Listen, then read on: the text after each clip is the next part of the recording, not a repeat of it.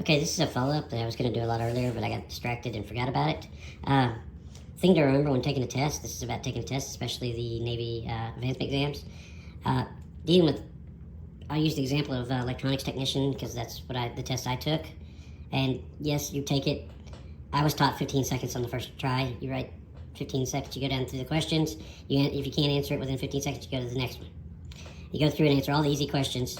As you're going along, you'll write down the number of what you missed and write notes on it. I'll show that in a minute. But the first thing you should do when you walk in, and they allow you, is you write down your formulas. I start with the circle, the pi. That's E equals I R. And this is a simple formula. If you're in electronics, you know it. If you're electrical, you know it. It's E or voltage, I is current, R is resistance, and to figure out which formula to use, you just cover up the one that's missing and it gets you the formula. Cover up voltage, you have I times R. To get current, you have E over R, so forth. Then the next formula I'd write down is P equals I E. This is a pi. They call it the pi for the formula, and you go, well, pi is power equals current times voltage.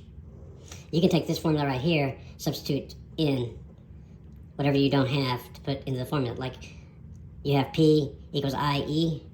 Well, I don't have current, but I'd have the resistance. There I go, okay, it's E over R, so I'd actually do that, mark out the E over R.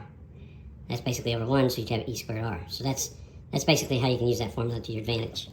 Then you have the total resistance, T equals R1 plus R2 dot dot dot dot plus dot dot dot plus R T we'll say 7. It just goes on forever. We can actually do an infinity there. For how many resistors you have, you can just use that formula. That's for series and parallel.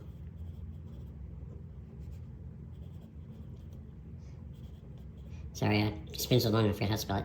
Is 1 over RT equals 1 over R1 plus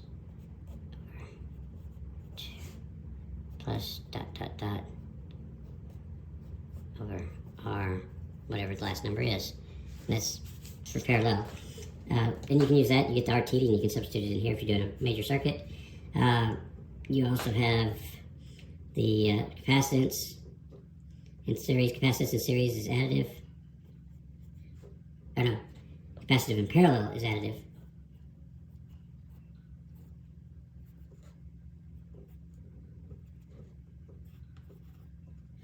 Plus, this is a series would be 1 over, and that's that. And you can do coils are the opposite, and then you go into and you just remember that resistance is additive in series, capacitance is inverse formula, and then the formula for coils or chokes or whatever you want to call them is the same as doing the resistance. Then you have the reactance formula, X, let's do of capacitance equals 1 over 2 pi FC. And then for coils, it's X of L equals 1 over 2 pi. And it's not 1 over, sorry. Got mixed up. Getting in a bad habit. It's X of L equals 2 pi F L. And L is for henries, coil henries. Coils are measured in henries, capacitance measured in farads. So these are some of the formulas. Then if you want the, also put on there if you're in the radar mile. Radar mile equals time times, wait.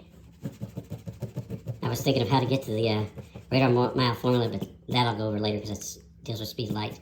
You get how far distance on the radar. I'll put radar down here to equals time, how long it took to travel to the target and come back, divided by 12.8 12.2 microseconds. And that's basically the speed of light out and back on a radar. So you'd have, the way you do it is you measure start, trigger.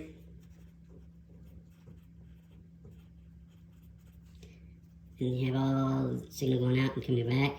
And you have a boom, we'll give this a big target, that's a big target. And the distance from here to here is this time, which is actually the signal going out, and return, and then hits the target and comes back, and then is displayed. Don't know how many of you actually know, but that's the signal you used to see before they came out with the PPI display. This would be their distance, and it was actually marked on the screen. And then they had one for height, and it actually went like, showed signals like that, and just go by what height it was. It's a lot more in depth before I was electron. So you got these formulas, and of course you got frequency equals 1 over time. You won't deal that much with wavelengths.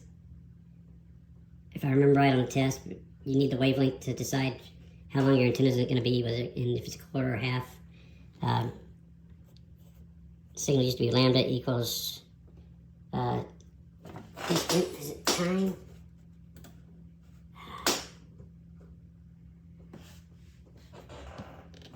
Okay, wavelength equaled wave velocity over frequency. And I don't remember how to get the wave velocity signal. Actually, that's a V. I don't remember how to get the wave velocity signal, so that I have to give that to you there. And that's lambda or wavelength. So those are basically how you start. You write your formulas up there. And of course, you can ask for scratch paper throughout the test. I think the electronics technicians get 2 to start. And then somewhere on the page, top, bottom, side, I usually do it near the top, is I'll write a little box. A, B, C, D. Do a line down. As I'm answering, it'll be bigger, but as I'm answering, I put a line, and say we got 5 in a row, I do that. Then I get a B, I get a D, and so forth like that, and you keep track of it. And then as you go down, you just go 5, 10, 50. See, and being as the test is 25 or 200 questions, you have 200 questions, and they're each 25% or a fourth of the questions. 4 goes into 25 times, and 0 is 50. So you have 50 questions of each. And you just, when you get 50 marks, you know that column's done. And what I usually do is do this, saying I'm done with that column. So that way when I'm looking at the test, I go, oh, I still got B's and C's and D's. So that's how you can use that chart. Also, when you go along, you'll be doing your test. When you skip a question, like say you got question 100. Let's say 100, you missed it. 100 skipped was target distance. Let's just say you drew a blank on the formula and you were in a hurry for radar. And you have that over there, and you have this nice little notice of what you have. As you're going along, then all of a sudden you run a question that says, is the formula for distance on a radar target equal to time divided by 12.2 microseconds? And you go, oh, wait, yes it is, because here I can go back and answer that question later on, and you just make a note. Right here you go, D equals this time over 12.2. And that reminds you that that's the formula, 12.2 microseconds. Boom, you're done. So that's a quick reference on how to do the formulas, and make sure you take it. The other thing is you can answer a question. When you come up with the answer, you come up with the A, B, C, D. If you look at them, you can usually eliminate 2 of the answers. So you just mark out those 2, and then you'll go, wait, I got A and C left. You take the closest one to the number is what they used to say, but it's closest one to A. And that would be your answer, unless you can otherwise tell some of it. And that's the way they usually go. Old rumors were Dive-Bomb Charlie, but that's totally gone because now they're doing it 25%. Along those lines, if you get absolutely stuck and you want to guess, there are so many different ways you could do it. We had somebody that used the random function on the calculator. Others used the clock method, where they looked up wherever the second hand was what the answer was. So if it was 0 to 14 is A, 15 to 29 is B, 30 to 44 is C, 45 to 59 was a D. So that's basically the short, quick version of how to take, well, maybe not so short, but the quick way to take a test. I hope this helps, and thank you very much.